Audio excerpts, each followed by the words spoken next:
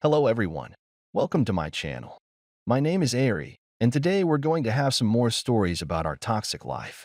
But before we start, it would be so much appreciated if you would subscribe to my channel, like the video, if you enjoy it, and maybe leave a comment down below. These simple clicks would mean a lot to the future of this channel and really reward the effort that I put in every day. And now without further ado, let's go.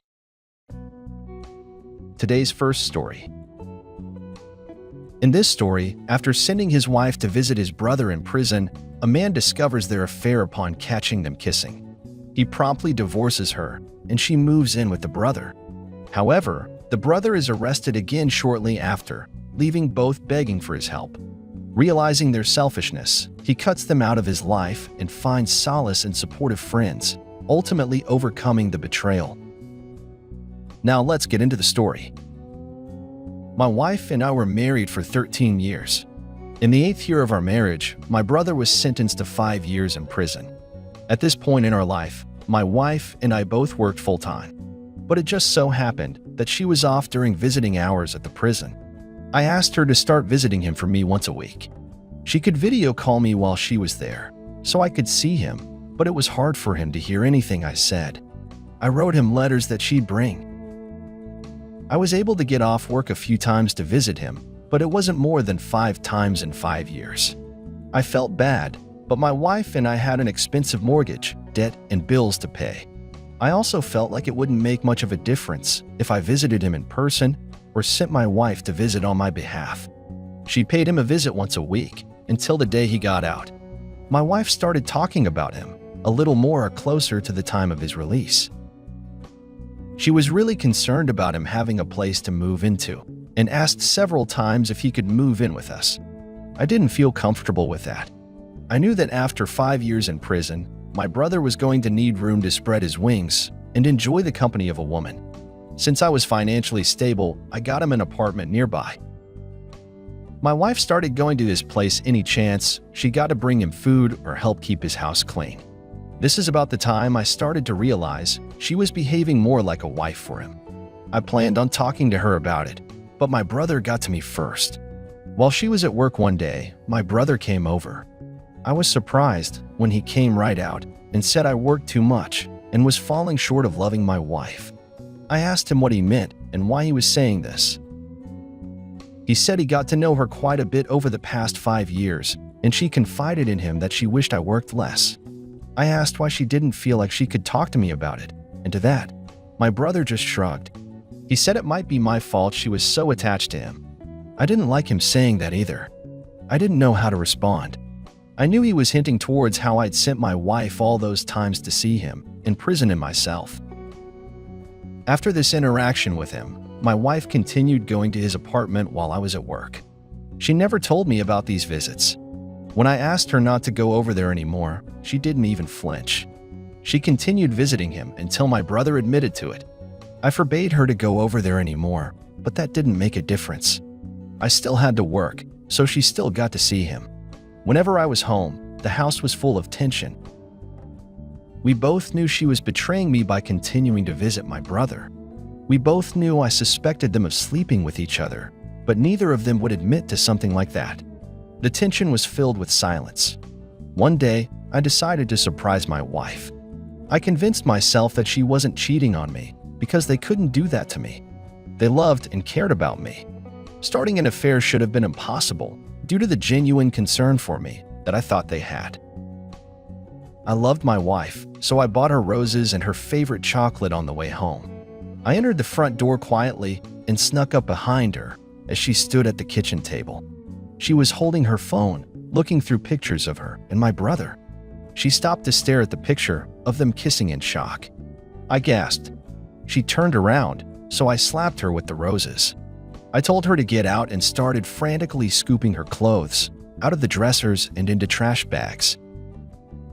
She was just crying as she packed her essentials and the bags I gave her into her car and left. I sold the rest of her things, including her collection of expensive purses, of course. She went to live with my brother, and I found out they were in an intimate relationship since the day he got out of prison. For 3 months, my wife thought she was doing the right thing.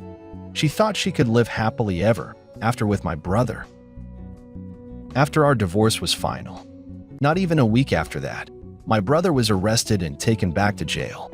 He's facing another felony charge. My ex lost her mind. She couldn't stay in his apartment without him, so she started begging me for forgiveness. She said she knew she messed up, but this was just something that happened. Sometimes it was no more than an unavoidable accident. And she swore now that this happened to her, she would never, ever let it happen again. Around the same time, my brother was begging me from behind bars for money or lawyer. Represent. I knew both of them were only out for themselves. I knew that if I kept entertaining them, they would only ever take advantage and hurt me. So for the foreseeable future, I decided to cut them both out of my life. It was extremely difficult because I was left without any relationship to compare to the ones I lost. But I didn't lose them because of anything I did. I lost them because they weren't worth having. I did everything I could to involve myself in social events and family gatherings. Even though I felt like secluding myself, it paid off because on the days when I couldn't bring myself to leave the house, I had people out there waiting for me. They reached out, and when I didn't respond, they'd pay me a visit in person. Sometimes that was what I needed. I met a guy that I'm happy to call my best friend. It might be cheesy, but I'm glad I survived this double betrayal. I didn't give up on life or quit my job, even though I heavily considered it. Today's second story. In this story, a 36-year-old woman, always outgoing, balanced her introverted husband's nature in their 20s. Their marriage was harmonious until last summer when, saving for a family Disney trip, she instead frequented a summer camp. Suspicion arose when she stayed late at a community center, but he uncovered infidelity through her emails and Snapchat. Confronting her at the community center, their marriage dissolved, now finalized in divorce. Now let's get into the story. My wife, 36 female, has always been a spontaneous and outgoing person. I'm the opposite. When we met in our 20s, there was an instant connection, and we both realized we inspired a lot of positive change in each other. She helped me come out of my shell. I helped her settle down and learn responsibility. All throughout our marriage, we balanced our differences by making compromises and communicating, etc. We loved each other very much, and we did whatever we could to keep our marriage issue-free. We have 2 kids together, a 16-year-old and a 12-year-old. Normally, we would put a little money aside every month to save up for a family vacation over the summer. I never had the opportunity to go to places like Disneyland, the Grand Canyon, or Niagara Falls growing up, so I wanted to make sure I could visit those places with my family. Last summer, I saved a significant amount of money to be able to take the entire family to Disney for a week so we could enjoy some quality time together. However, our sons heard about this summer camp from one of the neighbors' kids who attended every year. It sounded like a lot of fun, and they practically begged my wife and me to let them go. After some convincing, we decided it would be best to let them go to the camp, and we would sacrifice the Disney money to let them go.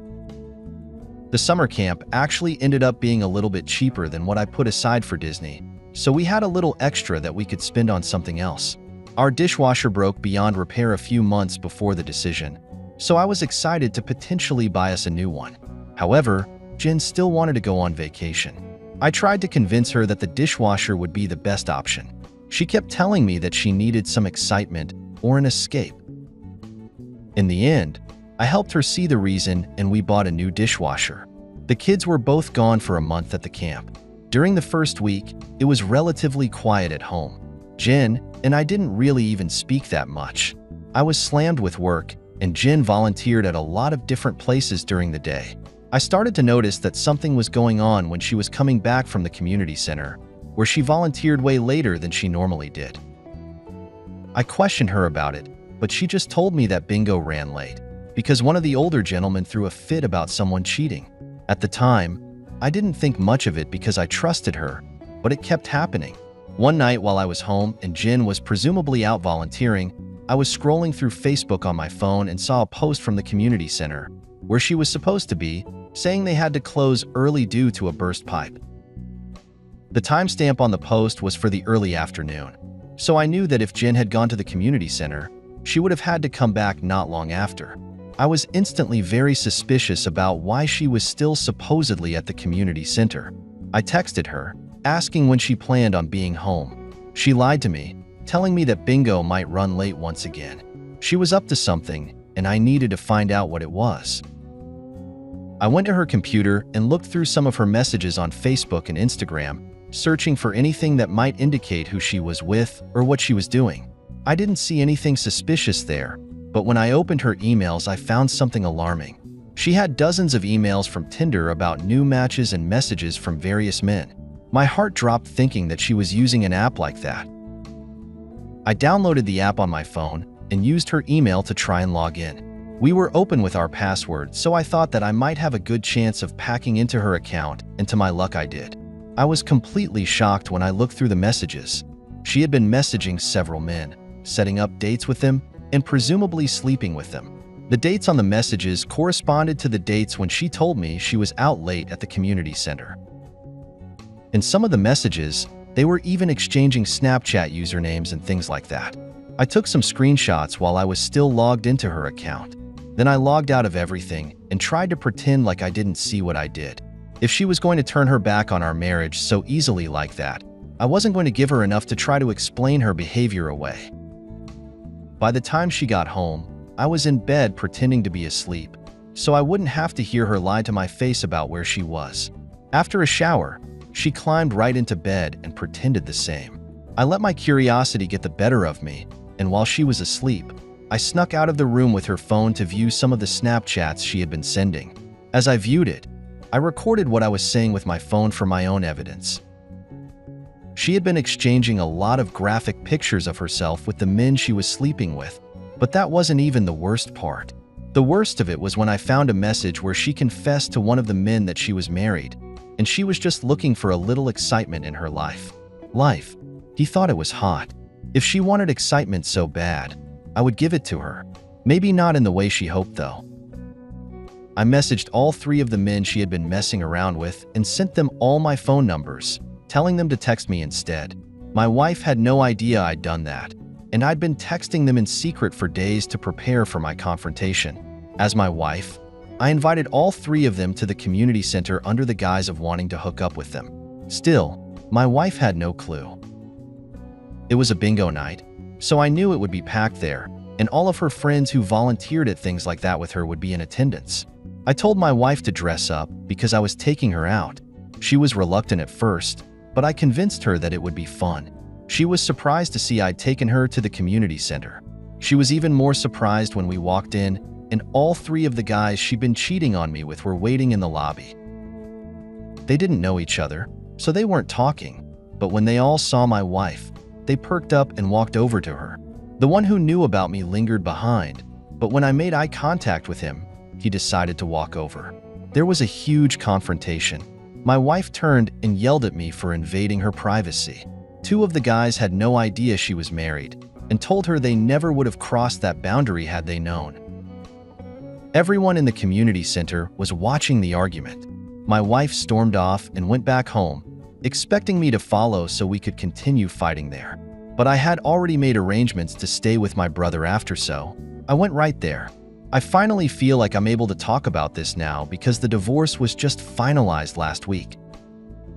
She and I have joint custody, but our sons have wanted to spend more time with me because they're angry at her for ruining our family. Even though I am angry with her too, I try to encourage them to spend more time with her. It's been hard to trust others enough to get back into the dating scene, but I'm going to start trying soon, so wish me luck.